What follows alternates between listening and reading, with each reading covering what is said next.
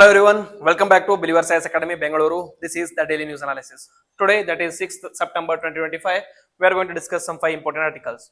The first article deals with Immigration and Foreigners Act of 2025. Why is it in news? It is in news because the Immigration and Foreigners Act 2025 came into effect on September 1, 2025, introducing a comprehensive overhaul of India's framework for regulating foreign nationals.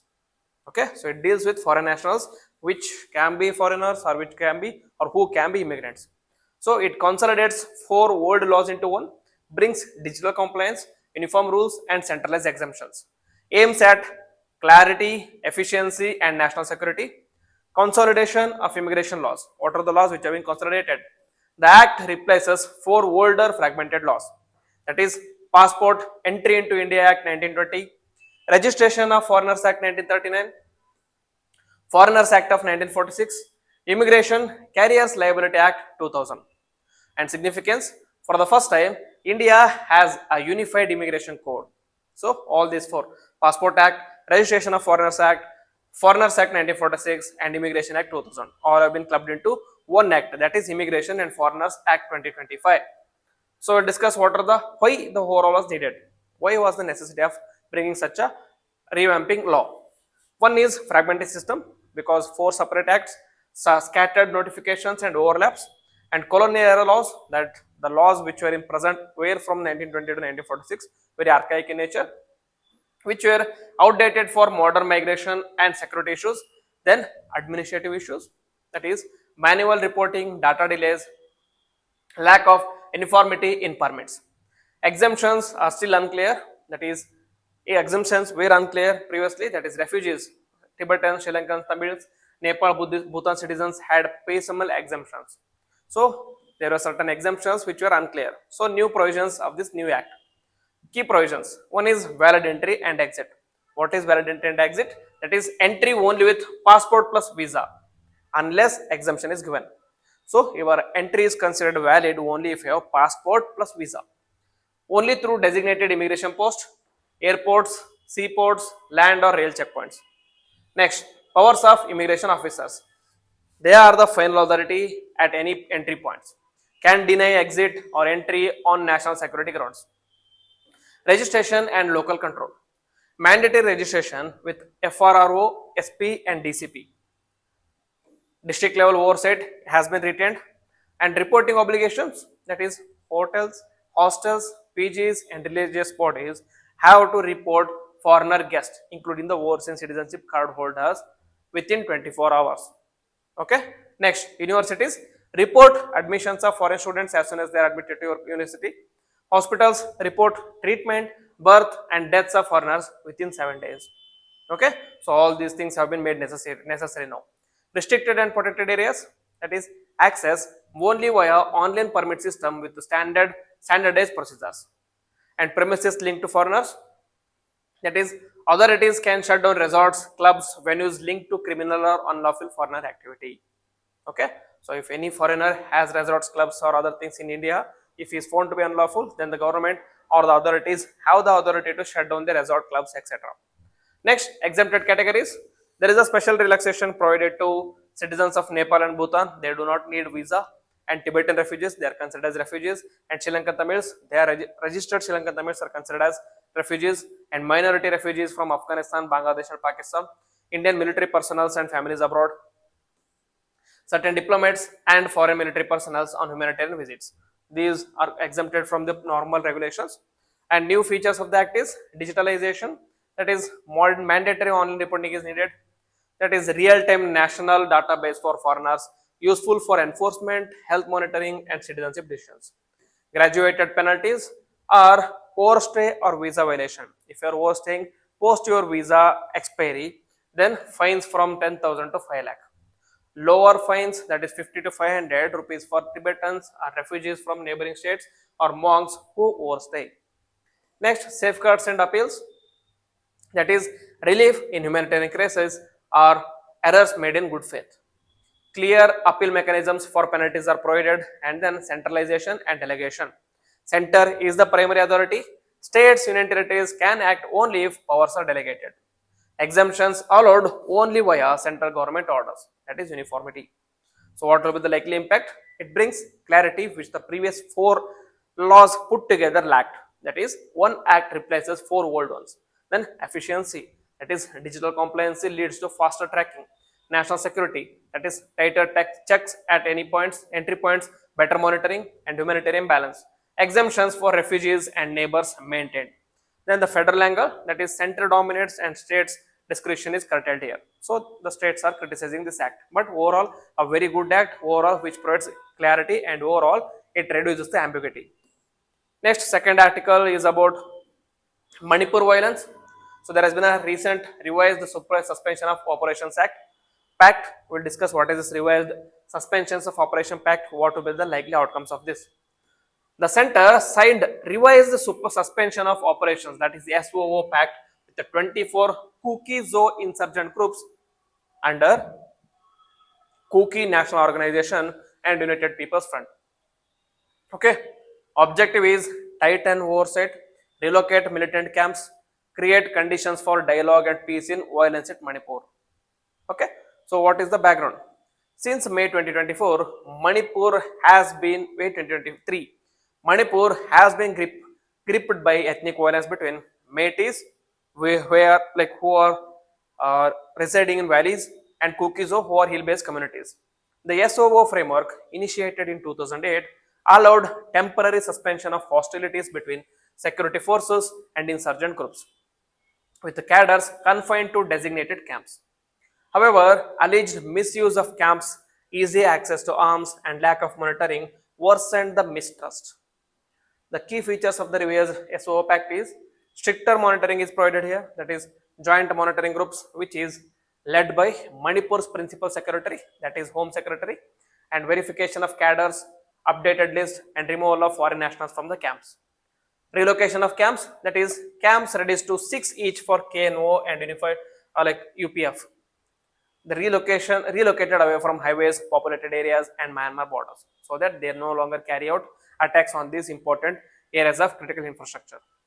Then aims to bring financial transparency, that is cadres funds via Aadhaar linked bank accounts only, payments tied to physical verification at camps only, and the restrictions on activities, that is no more fresh recruitment, no carrying weapons outside camps, no links with other armed outfits, ban on offensive operations against security forces or rival communities.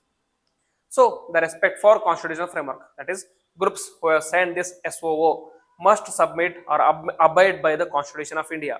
Their explicit acceptance of Manipur's territorial integrity, meaning you no longer claim for the division of Manipur. Free movement and confidence building, that is government claimed National Highway 2, that is Impal Dimapur Road, opened for free movement.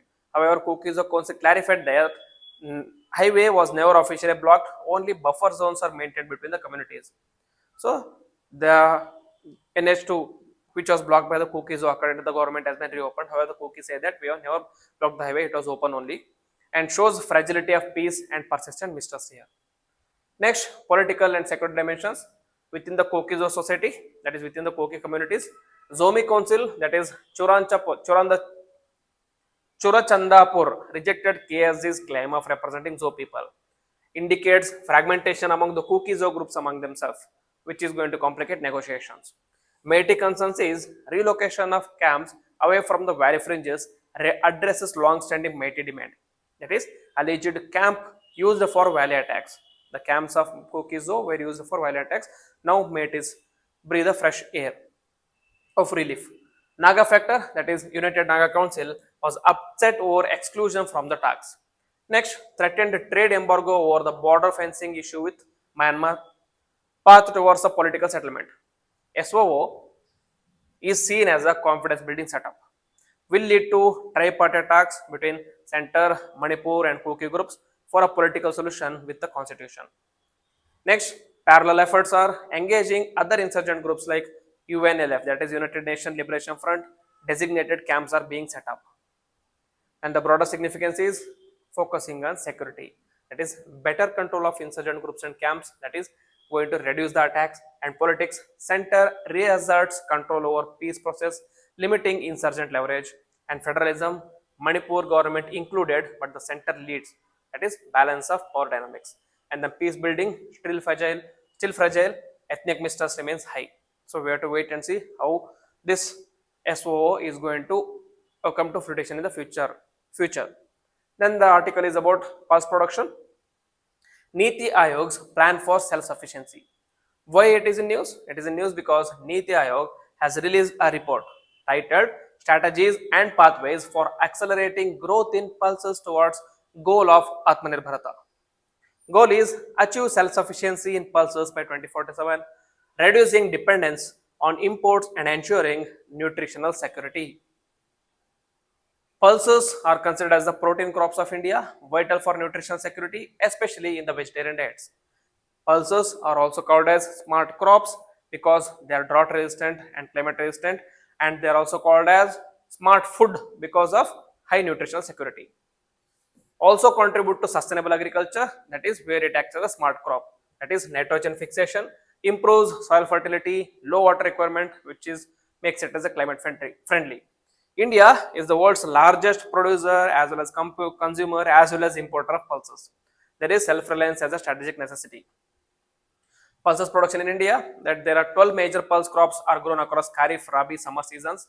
Top states are Madhya Pradesh, Maharashtra, Rajasthan, which contribute to 50% of the production. And the top 10 states are 91% output. The top 10 states provide 91% of the output of all the pulse production. Historical trends, that is in 2015-2016, production dipped to 16.35 metric tons. Imports were 6 metric tons, not necessary.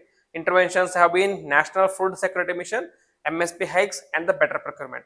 As a result, production and import of pulses has increased. Next is 2023, production was 26.6 metric tons, productivity has increased by 38%, imports down by 10.4%.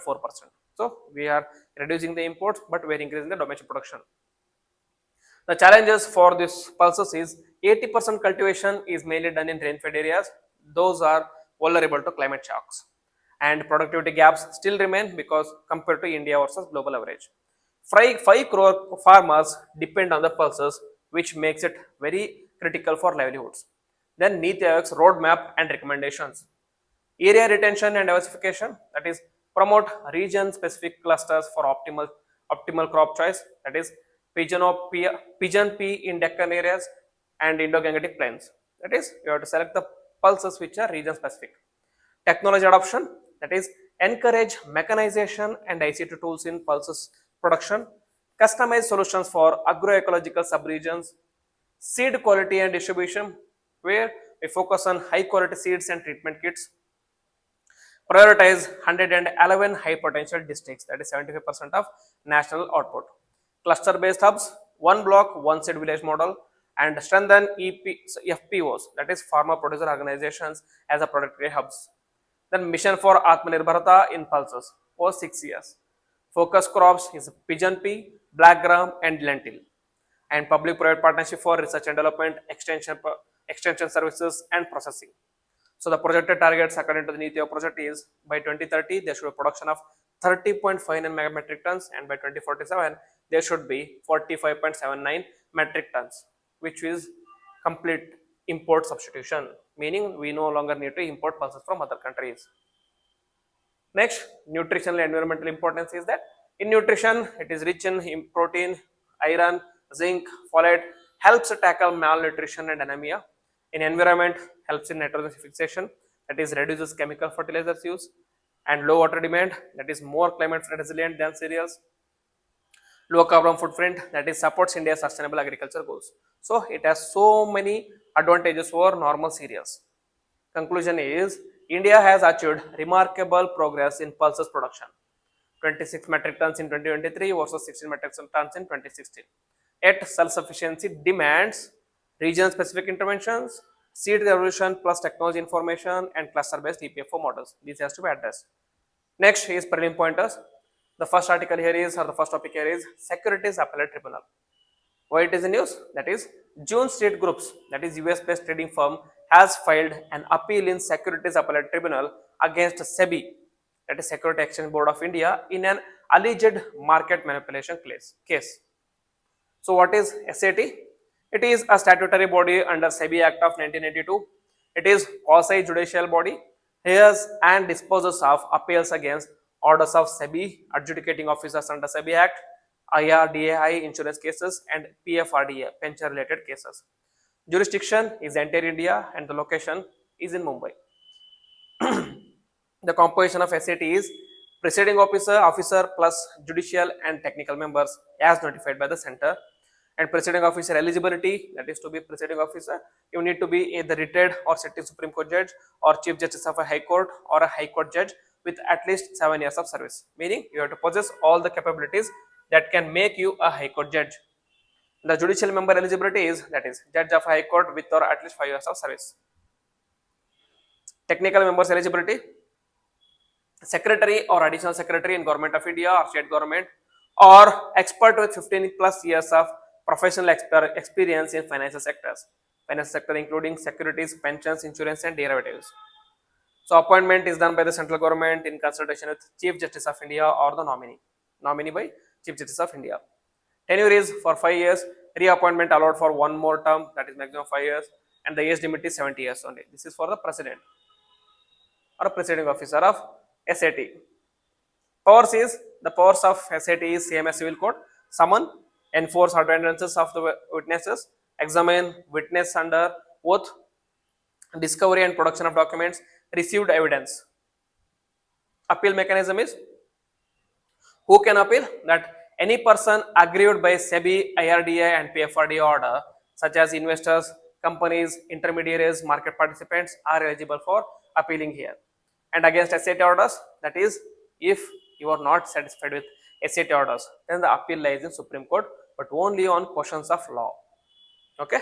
Next significance is, provides specialized judicial oversight in financial markets, prevents arbitrary use of SEBI powers, ensures investor confidence, accountability and fairness in India's financial system. A very important topic. Next is incentive scheme to promote critical mineral recycling.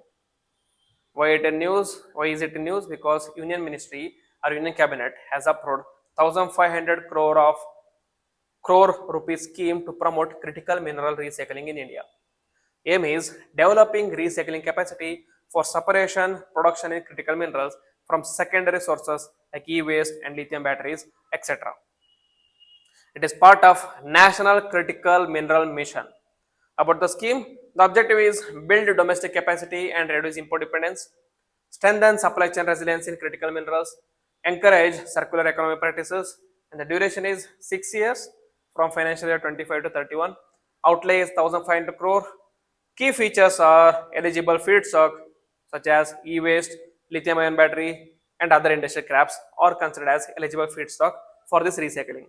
Beneficiaries are large established recyclers, smaller new recyclers or startups, that is 1/3 outlay ever marked for them. And scope is investments in new units, expansion, modernization and diversification of existing units. Value chain coverage, that is incentives apply to actual mineral extraction from recycling and not just black mass production. Okay, incentives apply to actual mineral extraction from recycling. You have to extract minerals, only then you are eligible under incentives for this particular scheme. Incentive structure is, capital subsidy will be provided. The subsidy will be 20% subsidy on plant and machinery for project starting production on time, and operational subsidy which is linked to incremental sales, that is 40% in the second year and 60% in the fifth year if the targets are met. Then incentive caps for large entities, 50 crore is the large subsidy which is capped at 50 crores, and small entities it is 25 crores. Expected outcomes is recycling capacity to increase by 270 kilotons per year and critical mineral output around 40 kilotons per year. Investment generation of around 8,000 crore and jobs creation of around 70,000 direct or indirect jobs. Very significant because supports energy transition such as EV batteries, renewable energy storage, reduces reliance on imports of rare earth, lithium, cobalt, nickel, promotes circular economy and sustainability, boosts India's role in global supply chains for critical minerals. So these are the important articles which I wanted to discuss with you. If you like the video, then please hit the like button, comment on it and also share with your friends. With this, I will end the video. Jai Hind, Jai Karnataka.